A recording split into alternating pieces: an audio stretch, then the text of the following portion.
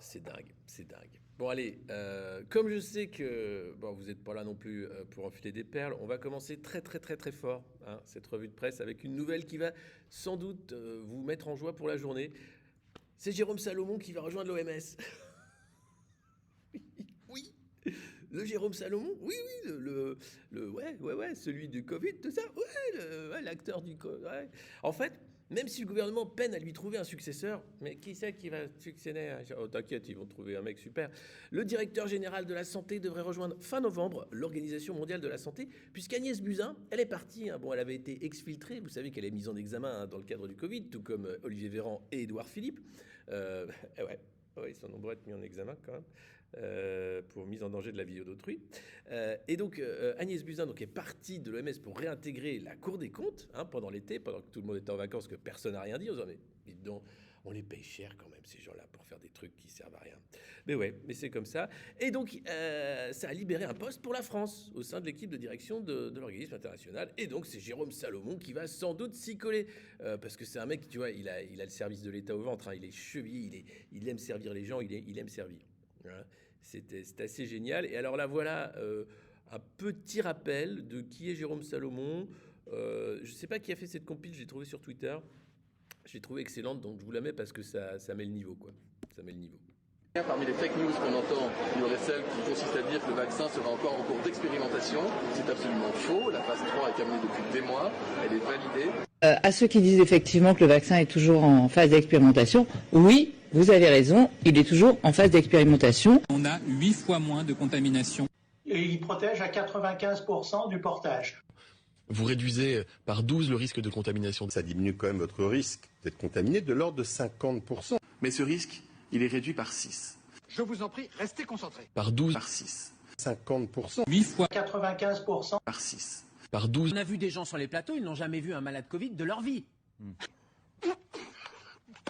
En fait, ce pass sanitaire est une hérésie parce qu'on sait maintenant que le vaccin protège contre l'hospitalisation et ne protège pas contre la transmission. C'est sérieux et c'est pour votre sécurité. 8 fois moins de risque d'aller à l'hôpital pour une forme grave.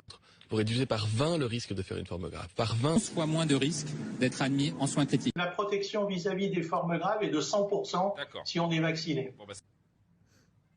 Vous ne vous reposez jamais, vous.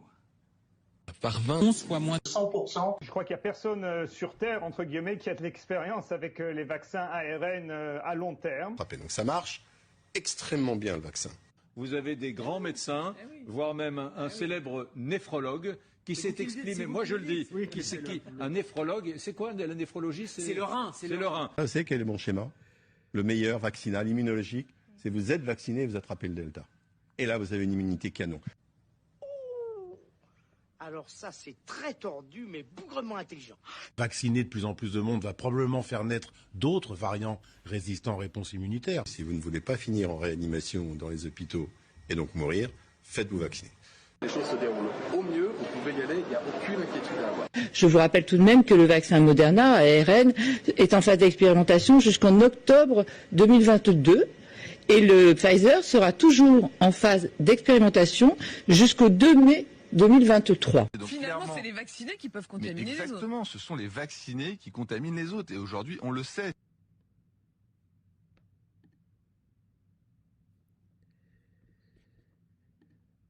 Voilà, c'est quand même une super vidéo. Je ne sais pas qui l'a fait, elle est sur Twitter, je l'ai partagée sur Twitter également, vous pourrez la voir. Alors c'est vrai qu'il y a eu Pfizer hein, qui a été entendu au Parlement européen. Alors c'était pas Albert Bourla qui était parce qu'il avait piscine, ou il avait peut-être le Covid, parce que bon, il l'a tous les mois, donc c'est pas évident. Donc il n'a pas pu y aller. Et la responsable de Pfizer a bien expliqué que oui, le vaccin n'avait pas été testé pour voir s'il prévenait de la transmission. Donc le pass vaccinal, en fait, ça sert à rien. On le savait, mais enfin, je peux pas le dire parce qu'on respecte les règles de la communauté, mais quand même, globalement, voilà. Alors c'est pas vraiment le seul scandale et la plus grosse arnaque qui n'est pas de test sur la transmission, puisque en fait, il n'y a pas d'études de transmission, c'est usuel sur les essais de vaccins. Donc ça, c'est normal. Le vrai problème, ce que dit Christine Coton, qu'on va réinviter ici, c'est qu'il n'y ait pas eu de mesure des anticorps à 3 mois après la deuxième dose, pour voir où on en était. Voilà, parce que ça, c'est normalement ce qui sert dans un truc, enfin, vous savez de quoi on parle,